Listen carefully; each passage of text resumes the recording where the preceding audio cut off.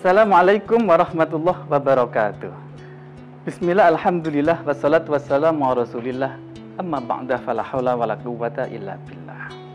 Kanjeng Nabi bersabda dalam hadis, innamal a'malu binniyati.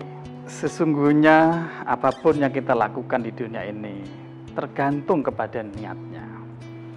Kalau diniatkan baik, maka menjadi baik. Kalau niatkan buruk, maka menjadi buruk. Jadi penentu adalah niat.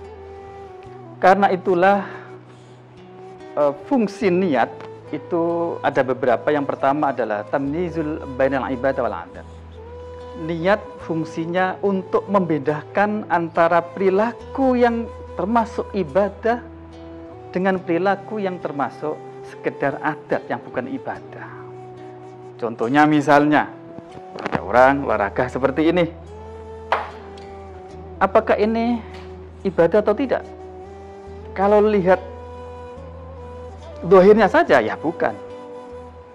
Tergantung kepada niatnya.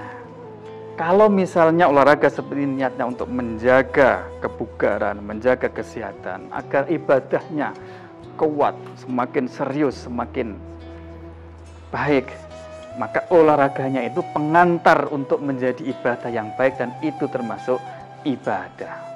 Jadi fungsi niat yang pertama adalah membedakan antara perilaku sesuatu itu ibadah atau sekedar adat. Yang kedua, fungsinya adalah litamyizi rutabil ibadah, untuk membedakan antara tingkat ibadah. Kita maklumi bahwa ibadah itu bertingkat-tingkat, ada yang wajib, ada yang sunat. Nah, untuk mengetahui apakah ibadah itu wajib atau sunat, sulit untuk dilihat dari aspek zahirnya, tergantung kepada niatnya. Contoh, ada orang puasa hari Senin misalnya, dia puasa sunat atau wajib? Kalau lihatnya hari Senin sih sunat, tapi siapa tahu dia juga sedang puasa untuk qadha, untuk mengganti puasa Ramadan yang hukumnya juga wajib. Ada lagi misalnya orang sholat 4 rakaat, dia sedang sholat wajib atau sholat sunat? Tergantung. Kalau dia misalkan sedang sholat qobliyah atau ba'diyah duhur, niat dengan 4 rakaat, ya termasuk sunat. Tapi kalau niatnya itu sholat duhur, berarti termasuk wajib. Sekali lagi, niat dalam konteks ini pembeda antara tingkatan ibadah wajib dengan ibadah sunat.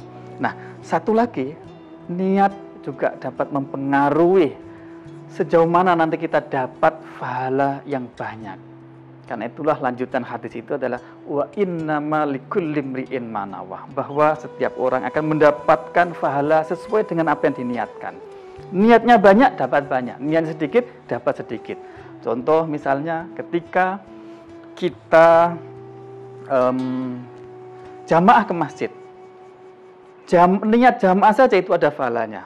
Bisa ditambah dengan misalnya niat untuk itikaf ke masjid, niat untuk silaturahim dengan teman-teman sekampung, niat untuk membahagiakan, menjalin persaudaraan dengan yang lain, niat untuk amar ma'ruf nahi mungkar apabila kita menjumpai kemungkaran di jalan, atau niat untuk menghindari maksiat yang ada di tempat lain dengan cara kita ke masjid jamaah, niat untuk menghindari, itu juga ada pahala yang tersendiri.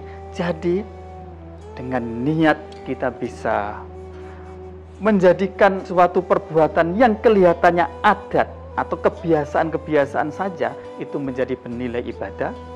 Yang kedua, dengan niat pula kita bisa menambah begitu banyak pahala dengan cara memberikan niat atau dorongan kebaikan-kebaikan yang lebih banyak.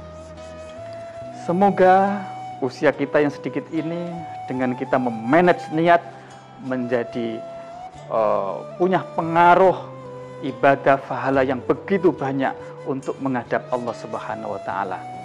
Sekali lagi, dengan niat kita bisa melakukan banyak hal dan mengandung ibadah. Akhirul kalam, wassalamualaikum warahmatullahi wabarakatuh.